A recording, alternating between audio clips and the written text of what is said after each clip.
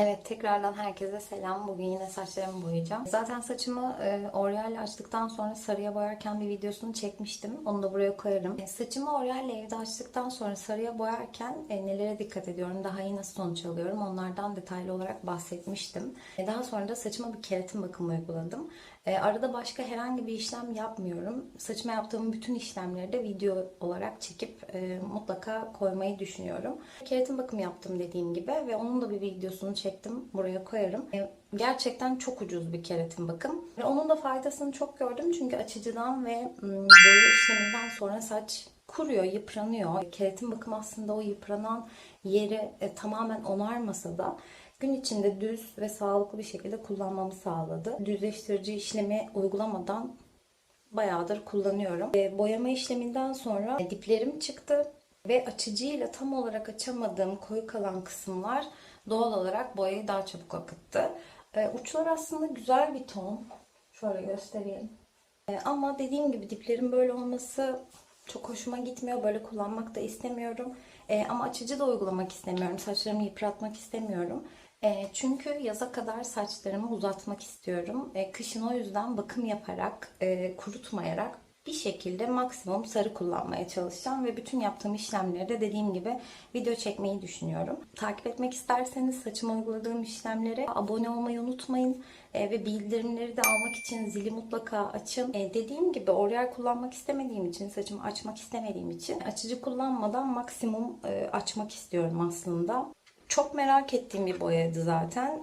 İlk videomda da bahsetmiştim. 10-21 şöyle göstereyim. Igora'nın 1021 Ultra Sarı Küllü Sandre.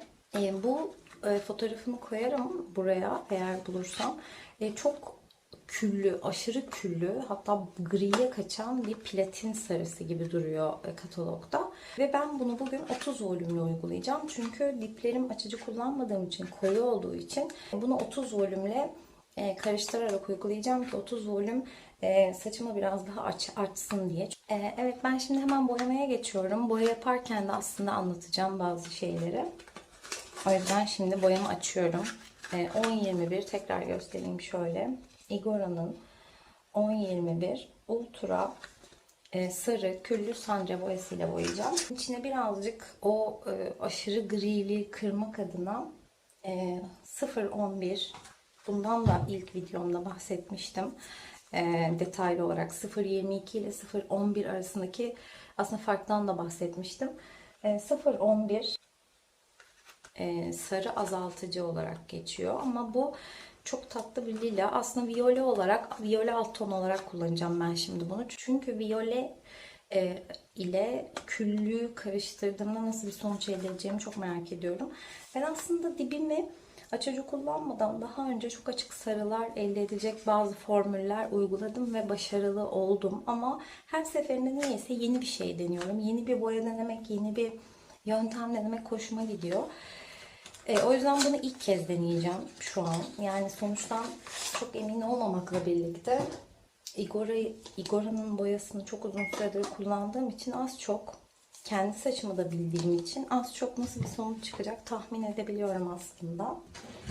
Şimdi 10-21'in ben bütün bir tüpü kullanacağım ve bunu 30 volüm oksidanla karıştıracağım. Oksidanı aslında istediğiniz bir marka kullanabilirsiniz, fakat eğer mümkünse yine Igora'nın kendi oksidanıyla, bunun oksidanı değil bu arada, bende de başka bir oksidan var, onu kullanacağım şimdi, ama kendi oksidanıyla kullanmak çok daha güzel bir ton, yani tam tonunu elde etmeyi aslında sağlıyor. Ben şimdi bu bir tüpü boşaltıyorum.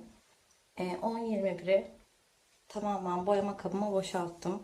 Şimdi 0-11'i de çok az, belki bir iki parmak göz kararı katacağım. Bu bir lila, dediğim gibi açık bir lila. Yani şöyle, yani şu kadar. İki parmaktan biraz fazla cesur davrandım şu an ben. Ama siz belki bu kadar cesur davranmayabilirsiniz sonucu görünce. Ben oksidanı tarttım. Zaten bu boyalar 60 ml diye geçiyor. Burada yazıyor. Üzerinde oranı da yazıyor birebir. Schwarzkopf'un Igora'nın boyalarının üzerinde mutlaka kaç oranında karıştırmanız gerektiği yazıyor. Mesela burada o üzerinde birebir yazıyor. Şurada göreceğiniz. Yani bir tüpe aynı ölçüde birebir şekilde oksijen hazırlamak gerekiyor. Ben o yüzden bir tüp 60 ml, bir tüp 60 ml olduğu için aslında biraz da 0,11'den kattığım için 70 ml oksijen kattım. Şimdi bunu karıştıracağım. Şimdi ben boyamı hazırladım. Şimdi saçlarımı güzelce taradım ve boyamaya başlıyorum. Bu sefer önden başlayacağım çünkü şu ön taraflarımda açıcıyla tam açamadığım yerler çok turuncu olarak kaldı. O yüzden önce şu ön taraf, en çok ayırdığım yerden başlıyorum.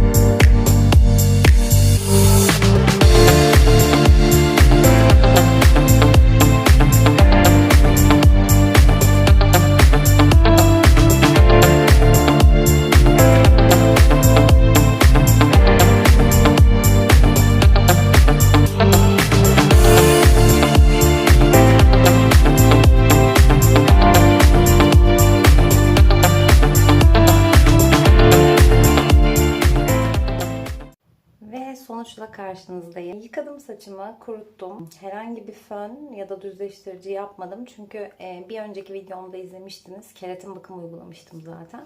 O yüzden birkaç ay boyunca saçım düz bu şekilde kullanıyorum. Şöyle bir diplerini ve arkalarını detaylı olarak göstereyim.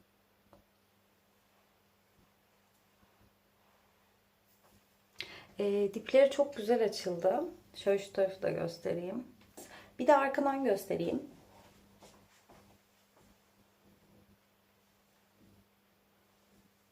30 volüm de kullandığım için boyanın içinde aslında turunculaşma mutlaka oluyor. Büyük ihtimal kattığım 0,11 sayesinde turunculaşma olmadı. Hatta biraz bazı yerlerde fazla gri yansımalar var. Onlar bir iki yıkamada akıyor. O yüzden benim için çok problem değil. Hatta turuncuları kapatmak adına böyle olması daha güzel. Ama siz daha fazla gri olmasını istemezseniz 0,11'i katmadan sadece 10-21 ile 30 volüm oksidanla boyayabilirsiniz. Ben saçımda yaklaşık 40 dakika 45 dakika beklettim boyayı. Önce diplerini uyguladım. Zaten videosunu çekmiştim. Daha sonra da tarayarak orta kısmı biraz geçiş yaptım. Ve ilk boyama videomda da aslında uyguladığım yöntemi uyguladım. Uçlarına boyayı uygulamadan biraz kalan boyayı sulandırıp yıkamadan önce şampuan gibi köpürterek aslında biraz pigmentasyon uyguladım. Her seferinde farklı bir alt tonda renk denemesi yaptığım için tekrar uçlarına boyanın katman olarak kurutup uçlarında birikmesini istemiyorum. O yüzden her seferinde ben cila gibi, pigmentasyon gibi biraz sulandırarak, biraz köpürterek, 10-15 dakika bekleyerek o şekilde akıtıyorum. Saçımdan boyayı akıttıktan sonra bir şampuanlama işlemi yaptım. Yine tuzsuz şampuan kullandım. Daha sonra bir maske uyguladım. Çıktıktan sonra da bir serumla aslında nem vermek istedim saçlarıma. Siz kendinize iyi gelen bir serum, nem veren herhangi bir bakımı evde uygulayabilirsiniz. Bir sonraki videoda saçla ilgili değil, bu sefer ciltle ilgili bir video çekmeyi düşünüyorum.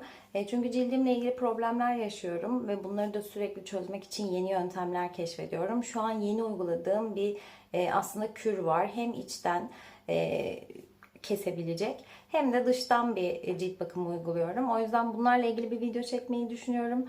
Bakalım hani ben de deniyorum çünkü şu an bu yeni uyguladığım kür ve cilt bakımı rutini ne kadar iyi gelecek lekelerime ve sivilcelerime aslında ben de deniyorum. O yüzden hep beraber göreceğiz. memnun kaldığım, iyi gelen ve sonuç alabildiğim ürünleri paylaşıyor olacağım sizle. Kanalıma abone olmayı ve Instagram'dan beni takip etmeyi unutmayın. Bildirimleri de açarsanız bir sonraki videodan haberdar olabilirsiniz. Beni izlediğiniz için teşekkür ederim. İnşallah beğenmişsinizdir ve keyif almışsınızdır. Bir dahaki videoda görüşmek üzere. Hoşçakalın.